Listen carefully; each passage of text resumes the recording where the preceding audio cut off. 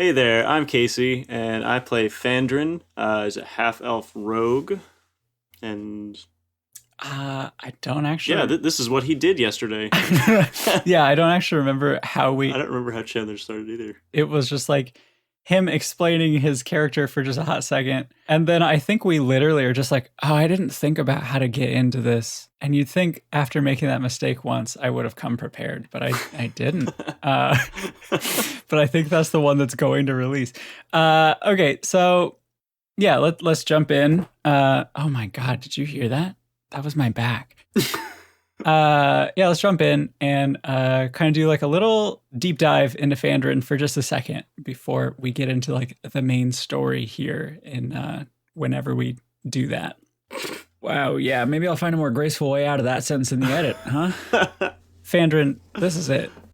One more night in town before you board the ship again and head to the Ark. As if the crowded ship that brought you here from the Sword Coast wasn't bad enough. It's an absolute wonder you were able to keep your food down that whole journey with how choppy the waters were and how easily the small vessel was tossed about. Your childhood fascination with watercraft subsided on your 8th birthday as you watched silently from the Neverwinter shore while your mother's body, carefully laid in a small boat filled with flowers, drifted into the Sea of Swords.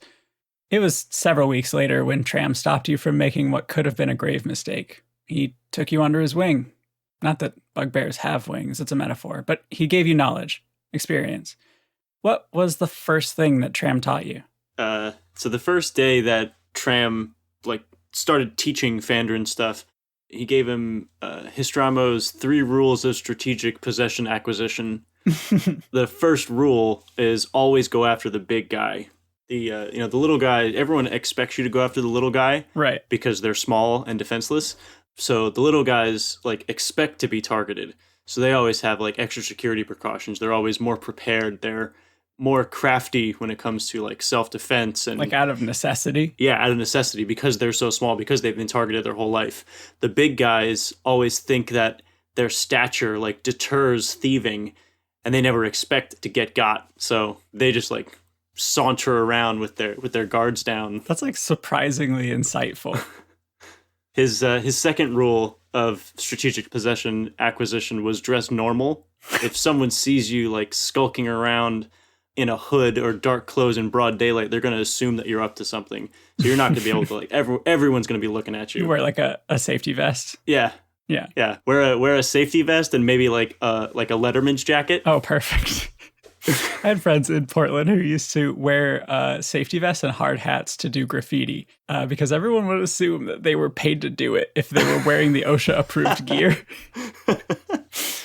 And rule number 3 was trust no one. That tracks. Just plain and simple. Sorry, what did he call these rules again? Histramo's 3 rules of strategic possession acquisition. You were a student of Histramo's spa? Yep. Yeah. Great. Yep. Well, at the spa, Tram taught you a lot of things. He made you a successful thief by age 16, and he was so big that he easily drew your mark's attention while you picked their pockets or cleaned out their shop stalls, and you were a good team. A great one, actually. And you were more than that. You were friends. Hell, you were brothers. That's why it hurt so badly when he did it. What happened between the two of you? The main thing that happens between any 2 thieves, it all came down to money. The Web, the big thieves guild in Neverwinter, they see all that goes on. You can't just steal from anybody without the Web knowing what you're doing. Mm-hmm. So they had eyes on Fan, and they saw his potential. And one night they approached Tram and they were like, hey, if you sell out your buddy, literally sell out your buddy, we will give you enough to retire. You can get out of the slums, you can get out of Neverwinter, you can go live your life and do whatever you want. All you got to do is just give up your pal. And sure, Tram essentially helped raise Fan and turned him into the thief that he would become, but money's money. If you get enough dollar signs, you're going to do whatever those benefactors say. Yeah, money was finally good enough.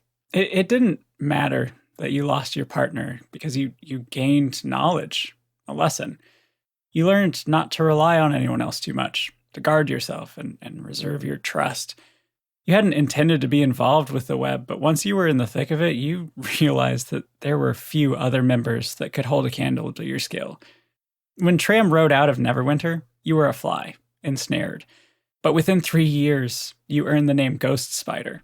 What earned you that moniker? You know, as a half elf, you're caught between two worlds. He didn't get those tall genes, so he was always smaller in stature, so he could sneak around easier without being seen.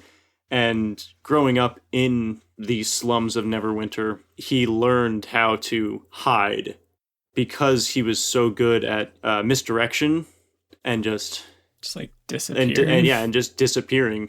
And just like keeping out of everyone's eye. They called him the Ghost Spider because he could get in and out without ever being seen. Your skills at vanishing were nearly unparalleled in the web. And the head of the web, the tarantula, trusted you implicitly because of it. The two of you had a mutual respect, if nothing else. Waterdeep, the Highmoor, even Baldur's Gate's web members answered to you as the tarantula's right hand. But you were missing something, weren't you?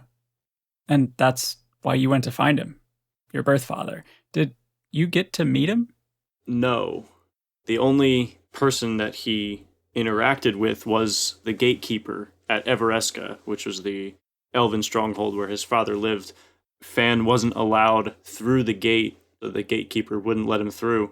Fan could just look through the gate and see inside and like look around and see the couple elves that were beyond the gate and were standing up in the watchtowers, but having never met his father, he wouldn't know what to look for. You know, he wouldn't know what he looked like. For all he knew, his father could have been one of the ones standing up on the watchtower, like looking down. But he got turned away. Yeah, and I think we see you now in the present, just reflecting on that moment for what seems like the 10th time this week, and leaning against the rail at Versen Pier, just staring at the ship that will take you north tomorrow, and you're eating some little fried dough ball that you snatched from a naive and easily flattered baker in South Fork.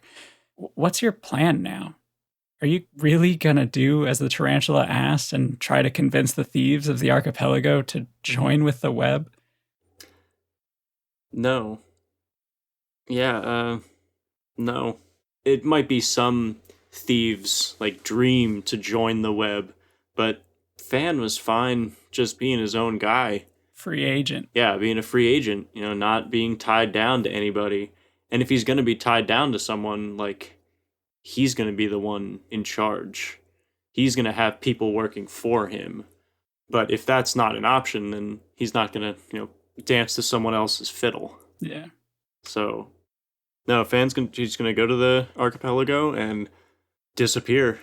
Just get off the web's radar and not look back. They might come for him, they might not, but he'll cross that bridge when he gets to it. He's done with the web. He's his own man now. You're a man now, Fandren. Get more of Casey and his character Fandren on Vibe Proficiency, a D&D podcast about death, falling out of windows, and not really being into the whole party dynamic, I guess. Coming this summer to wherever you happen to find your podcasts. Until then. Everybody buckle in. Oh, that is a nat 20. Get fucked. I really hope you roll horrible and whack Peck right in the head with the door. Did you just fall out a window? I leapt out a window, yes. You're both just the worst people. This is coming from Casey. Fuck. That's a 7. No. 7's not bad. I already forgot everyone's names. I'll barricade the door while you're over there. Is this when Fantasy Chris Hansen comes in? How many times have we joked after a 6-page next story? It's all gonna end. He immediately dies. Hey, I'm Casey, and I play Fan. He's a half-elf, right? Is he a half-elf? Yep. Okay, all right. I will take that from the top again.